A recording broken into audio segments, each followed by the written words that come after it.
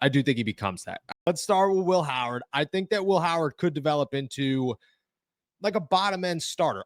For one thing, I think Will Howard does go higher in a normal draft. I think the reason that he didn't go high or wait, not high, but fourth-ish round, fifth-ish round is because everyone was kind of holding out and saying there aren't first round talents in this draft, but there's some decent guys that you might take a shot on. Teams have learned from the Kenny Pickett, Malik Willis, Sam Howell type draft of don't just go get them because they're there. Like that's where Will Howard, I think, in a normal draft, anywhere from the third to the fifth goes. And you don't look at him as a starter, but you do look at him as a guy who just has the base level of what you're looking for, and maybe you could develop him into a little bit something more.